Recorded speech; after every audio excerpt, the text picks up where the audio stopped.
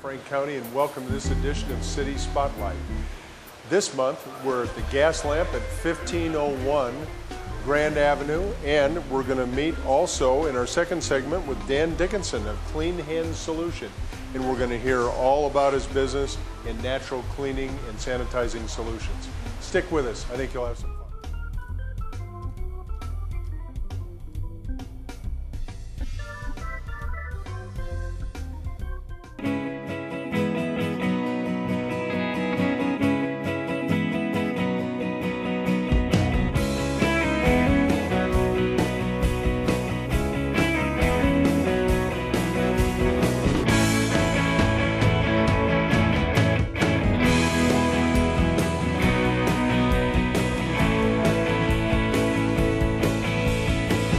Visit Des Moines, we have it all.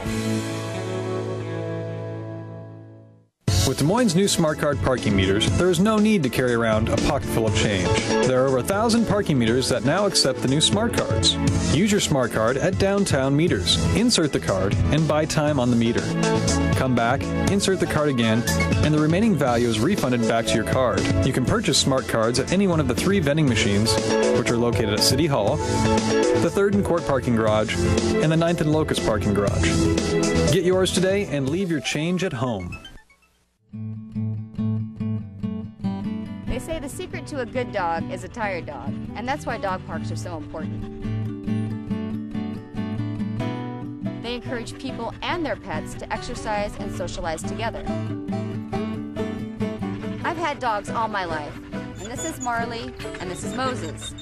She needs a job to do to be happy, so that's why we play Frisbee, we do agility, and we come to the dog park. My name is Jackie, and I geek dog parks. With Des Moines' new smart card parking meters, there is no need to carry around a pocket full of change. There are over 1,000 parking meters that now accept the new smart cards. Use your smart card at downtown meters. Insert the card and buy time on the meter.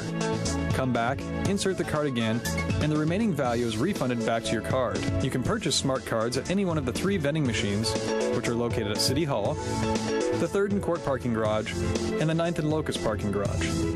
Get yours today and leave your change at home. Reducing, reusing, and recycling your household goods is an important contribution to our impact on our environment. So I encourage each of you to pitch in the blue bin and recycle more. Hey, Ace, can Bill recycle this? That's right. Only glass jars and bottles can go into the recycling bin. The other glass is just trash. I'm pitching in. Hey, Serge, can Bill still recycle this? Fill up your blue bin and help keep service costs down. I'm pitching in. Hey, Cubby Bear, I got aluminum cans, soft drinks, and beverages. Can I recycle these? Let's all recycle, especially aluminum cans. I'm pitching in. Thanks for pitching in, guys. By recycling your household materials like plastics, paper, metals, and glass, you make our community cleaner, you increase the life of our landfill, and you generate cash. Thanks for pitching in.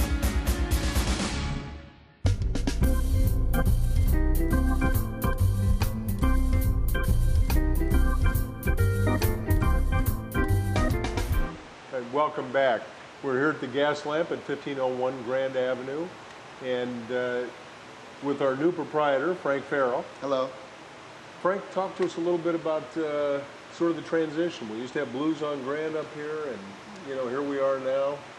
Gas Lamp. Gas Lamp. Yeah, it was one of those things where, we heard that the Blues on Grand was closing for whatever reason it was, and so we came down and we took a look, and it was something we were interested in. We made the deal happen. We wanted to turnkey the operation. we wanted to actually keep it blues on grand or something similar to that. And as we got in here and we started noticing that it was going to be a little bit harder than that. A little bit of work that deferred maintenance and some other things. A lot of work. Yeah. We decided to take a new spin on it and breathe, some new life into the space. Actually, some old life, because a lot of the stuff that we kept was from the original building. So the integrity's in mind of the actual space when it was built out. But well, yeah. They had a great run. I mean, doing blues and for so many years. I mean, this was kind of a place to come and do that and see live blues. But have you gone totally away from blues? No, or are you no. gonna, We still do a lot of national blues acts. I have one of the agencies, or one of the booking agencies in town. They're Big Red Dog Productions, and they put on a lot of blues shows for Blues on Grand. And we still keep with them, and we still do a lot of national blues. But we've just crossed genres a little bit and tried to open up the space to to more people, to give us a little bit more exposure and kind of make it all encompassing. That is blues and jazz and I have a hip hop and rock and roll, and I mean, how are you doing that? It just really depends. Every weekend, so I do live music generally from Thursday to Sunday, but I don't have anything on Sunday, so it'd be Thursday, Friday, Saturday, and it depends on the weekend. I mean, sometimes there'll be blues on Friday, and there'll be like maybe rock and roll on Saturday. So you just have to look at the website. But regardless, we do have a open jam every Thursday night for the most part, unless I have a band come through, and it's a blues-based open jam, and it's wonderful. It's actually one of our best nights. It's really growing in the city as being one of the best open jams in the city. And then I also do on. Let's talk about that a little bit. There's a lot of musicians and a lot of artists in and around Des Moines, and they need a place. I mean, do you find that true? I mean, oh, absolutely. Yeah, we didn't really know how it was going to go at first, because I've never been involved with the open jam or a music venue for that matter. But as we started doing it, we started noticing the growth, and you see a ton of musicians come out that don't really have a place to go, or that take nights off from the band and they want to play, and it's a chance to showcase and get with people that they maybe have wanted to work with for a long time, or not work with, or never worked with, or anything like that. But it's always really good chemistry up there. I mean, we have people play the flute, we have people play the saxophone, we have people bring their keyboards. It's amazing. So one of our better nights. Just like shows up, brings their stuff, gets up on stage, takes their plays with the house band, and then all of a sudden it's a transition of people all the way through. So you'll have every set is a different mixture of instruments and sound and vocals, and it's really cool. It really is.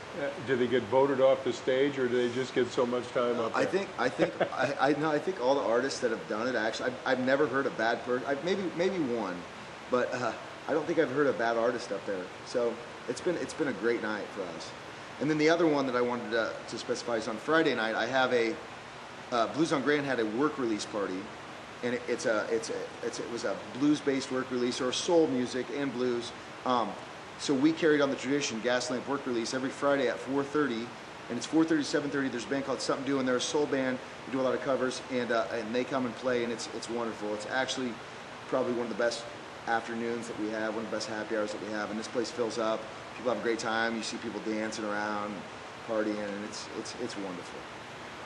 A lot of interest in especially live music from all age groups. You guys at this point cater to any particular age group, or to everybody, or it depends on who you have in here? It really depends on who we have in here. I mean, for the most part, I'd say our median demographic is anywhere from 25 to about 70. So it's a broad span. It's kind of an older crowd. It's a crowd that doesn't want the hassle of being in a place where they get bumped, or being hassled by people. It's really laid back, no matter what it is. I do put punk rock shows in here. I do put country shows in here. Alt country, folk. I mean, I think the only thing I don't do is I don't do any hip hop or anything like that. But for the most part, it's everybody's receptive of the music. The people that would come down on Blues on Grand to watch a show that was strictly blues, now they're coming to shows that are alternative country, and they're getting exposure to different genres of music that maybe they weren't exposed to previously. So it's cool to watch the melting pot of how it works. How all these demographics of people who listen to different things, and you know, different ages kind of gel together.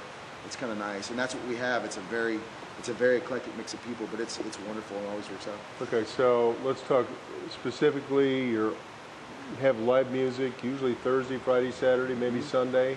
Yep. And then open 7 days a week. Okay. How about the other days? Yep. I mean, do you occasionally, if there's a show going on the road and they're coming through Des Moines, yeah, do you throw them on a Tuesday night? Or? Yeah. If well, last night I had a show, national show that was routing through, and it was the band was called Him for Her, and it was one of our best turnouts ever on a Tuesday night. How do you communicate that to the general Des Moines public? How do they know that you're doing that? You know, a lot of times if the band's got good PR, they got a great agent. The agent got it out to Juice and City View and the Date Book, and you know, we do our part with social networking and things like that, getting it out in print.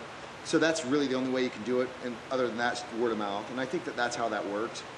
They had a great agent that got them into the, you know, the City View and the Juice and things like that. Did his research. But a lot of times it's a lot of street team and PR and doing all that stuff on our part. Social networking plays a huge role in it.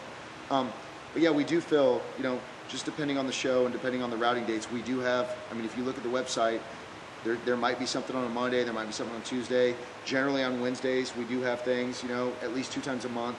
Now this is the Gas Lamp website. Yeah, and it's Let's let our viewers know what it is. How do they get to it? It's www.gaslampdsm.com. Okay. So if they go there, you know, it'll have photos. It'll have basically an events roster. You go to the events, click the events page, and you'll see everything that we have lined up. And right now we're actually booked through February, and I add dates here and there. So I'm booking February right now, but you know, you can plan ahead that way. We've got a long time. We've got a couple months ahead of us under our belt, so it's good. And then, you know, if there's somebody out there that potentially wants to play at the Gas Lamp, there's a booking link. They click on it. They fill out the information, and they can book with us. Can somebody call down here too? I mean, yeah. Is there a phone number to call? It's 515-280-3778. Okay. How used to be most happened right in the front room, and then it seemed like there was pool tables and some other stuff in the back. How are you operating all those pieces now, and what kind of capacity do you have in this venue? Right now, it's a 199 max capacity, which makes for a great music venue because it's intimate. You know, when we have a big name artist in here, people get what they pay for. They get intimacy with the artist, and so we wouldn't want it any other way. You know, standing room, we can add more people if we move the chairs out. But you know, it's chopped up to where the music is the main focus in the front room, nothing else. And then you know, we put the pool table in back, the games in back for people that want to get away from the music and maybe have a time for themselves. We're adding a patio, so we're in the process of doing that. It should be done in October. So it's an additional 400 square feet. There'll be a TV out there for people to watch, you know, games and stuff. We're also going to have a window that pans it, or that you can, I guess, a window that's from the patio to the inside to the stage right here, and you'll be able to watch the band and hear the band out there, you know, and you can enjoy the weather, you know, because 4 seats patio, operable windows. So at one of your customers, patrons comes in, they can get a libation, whatever. You also have food service. I do. Talk about that a little bit. My father, this darn fly. My father owns 4th Street Chicago Italian Beef on 4th Street downtown. And when I was doing this, we didn't really want to have a restaurant, more kind of catered in service, because it's kind of a hassle, you know, putting a grease trap in and doing all these things. So we decided that he would cater into us. So we actually serve. It's now called Fatty's Big Beef here. It took on a different name, but we actually serve the Italian beef sandwich here. On Fridays and Saturdays, we do the Italian combo. So it's good. It's very popular. We're starting to get more people come in for it. And the hours for that are 11 a.m. to 5 p.m. for lunch. And then he opens back up at 8 p.m. to 2 a.m. So you can actually get a sandwich all night long if you're in here and you're enjoying cocktails and, you know, it gets to be late and you get hungry. We're always open for that. So. All right, great. Well, good luck to you. Thanks for taking the time to share your new idea, your new vision. Absolutely, thank you. We'll be right back with our next segment. Keep watching.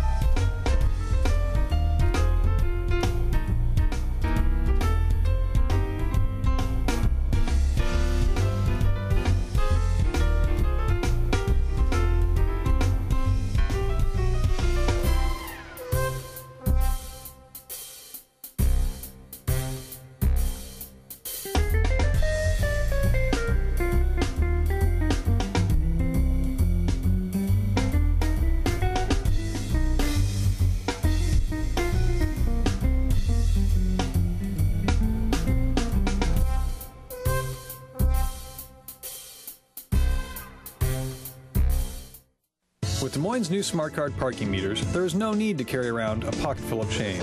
There are over 1,000 parking meters that now accept the new smart cards. Use your smart card at downtown meters. Insert the card and buy time on the meter. Come back, insert the card again, and the remaining value is refunded back to your card. You can purchase smart cards at any one of the 3 vending machines, which are located at City Hall, the 3rd and Court parking garage, and the 9th and Locust parking garage. Get yours today and leave your change at home.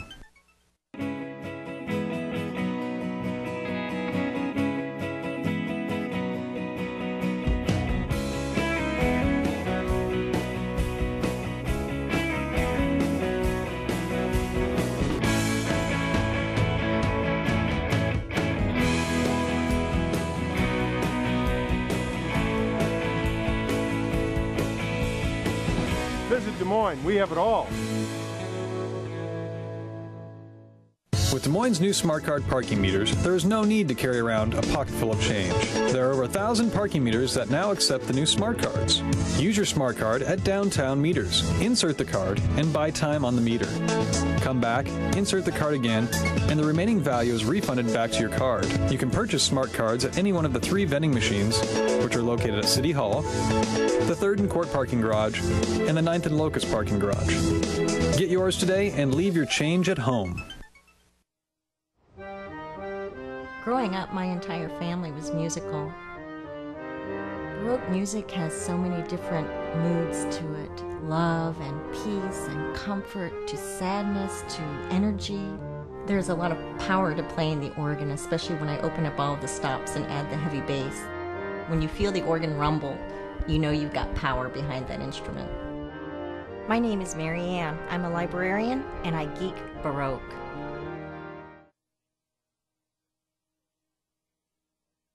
Reducing, reusing, and recycling your household goods is an important contribution to our impact on our environment. So I encourage each of you to pitch in the blue bin and recycle more. Hey, Ace, can Bill recycle this? That's right, only glass jars and bottles can go into the recycling bin. The other glass is just trash. I'm pitching in. Hey, Serge, can Bill still recycle this? Fill up your blue bin and help keep service costs down. I'm pitching in. Hey, Cubby Bear, I got aluminum cans, soft drinks, and beverages. Can I recycle these? Let's all recycle, especially aluminum cans. I'm pitching in. Thanks for pitching in, guys. By recycling your household materials like plastics, paper, metals, and glass, you make our community cleaner, you increase the life of our landfill, and you generate cash. Thanks for pitching in.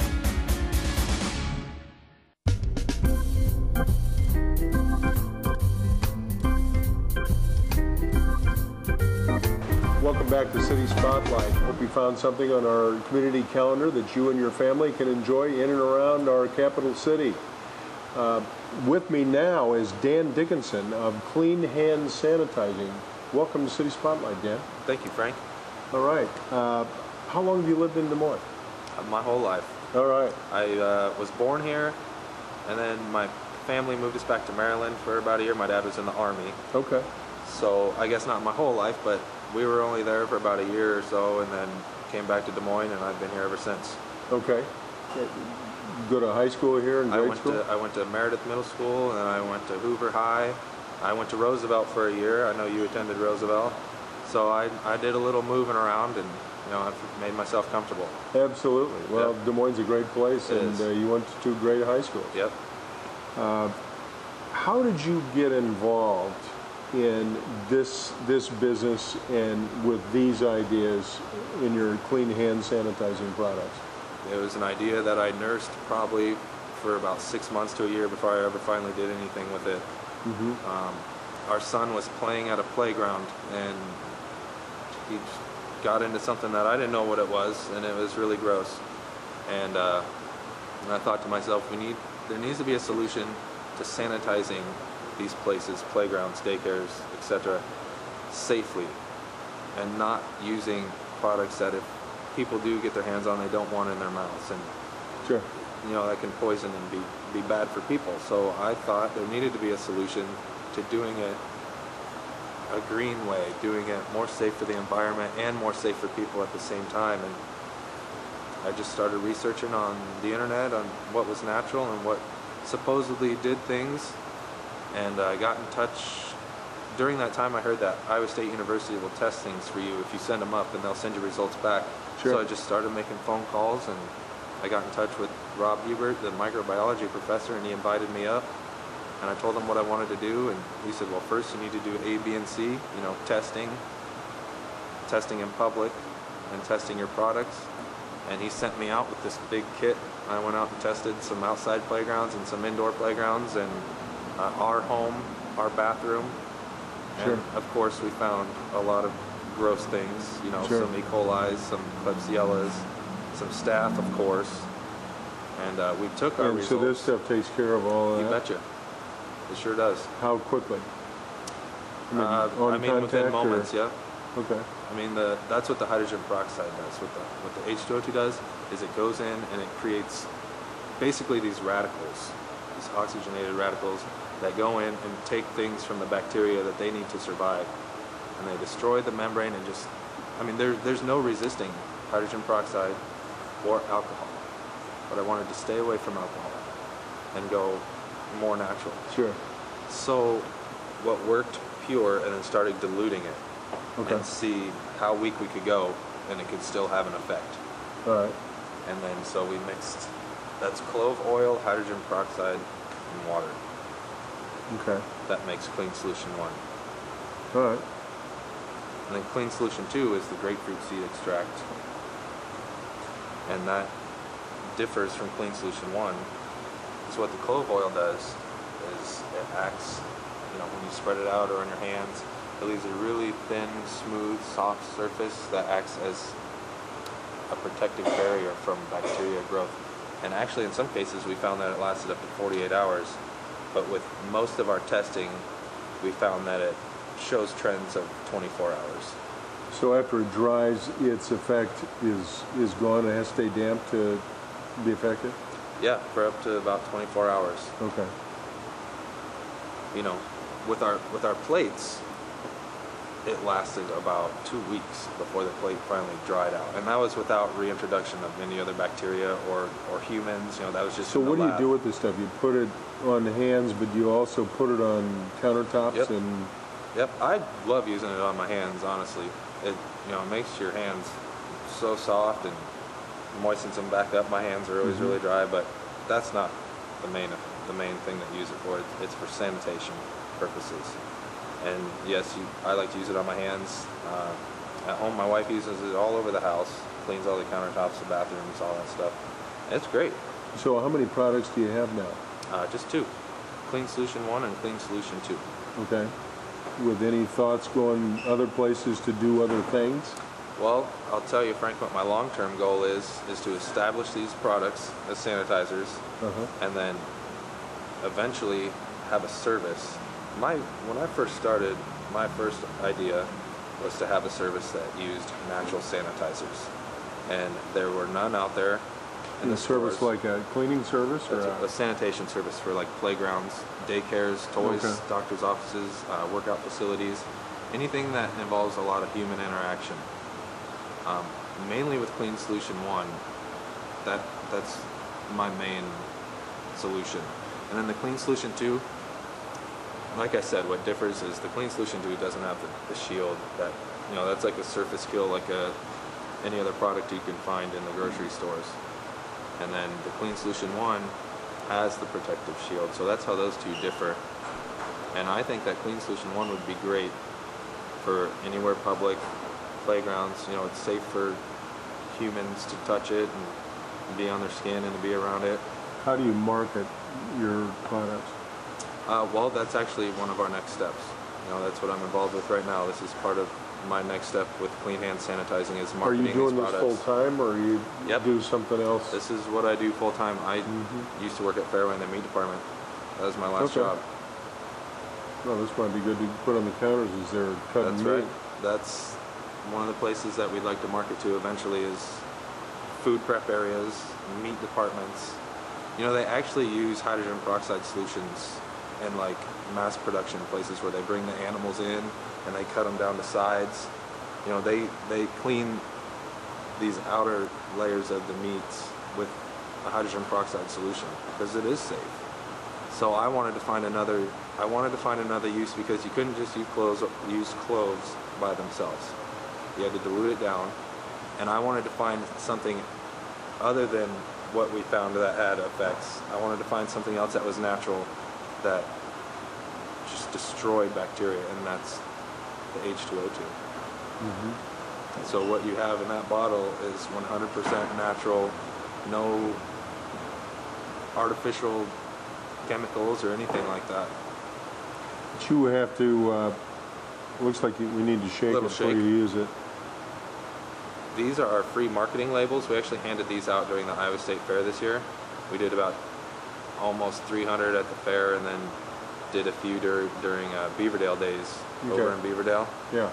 And that was mainly just to get people to my website, and this was the first step of our marketing, was the free marketing that we did with these 1 ounce bottles and our brochures. How do people get a hold of you if they want to know more about your product or get in contact with you to get access to it?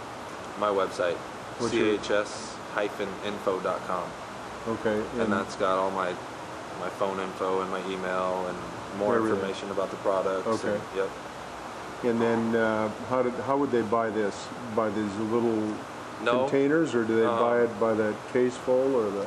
Well, you can sell them. We can sell them as the bottles like this, or what I want to do is I want to have 32 ounce bottles, your standard sprayer, and then half gallons, and then I'll have an area for specifics if people need to order anything larger than that, which I would like to be at that point in a year. You know, that's one of my goals. I want to be marketing to places like Lowe's and Kmart. And sure. So, well, Dan, thanks for being on City Spotlight. I appreciate it very, very much. I really appreciate it. Good luck to you. I think it sounds like an exciting product and a great opportunity. And good Des Moines and Hoover Roosevelt guy. That's right. You know. So let's wish you best of luck. Don't forget to stop by the Franklin Library and see all the eco opportunities there and the ways that they have conserved energy using latest technology. It's open. It's your opportunity. Get out and see it. So until next time, I'm Mayor Frank Cownie, and this is City Spotlight.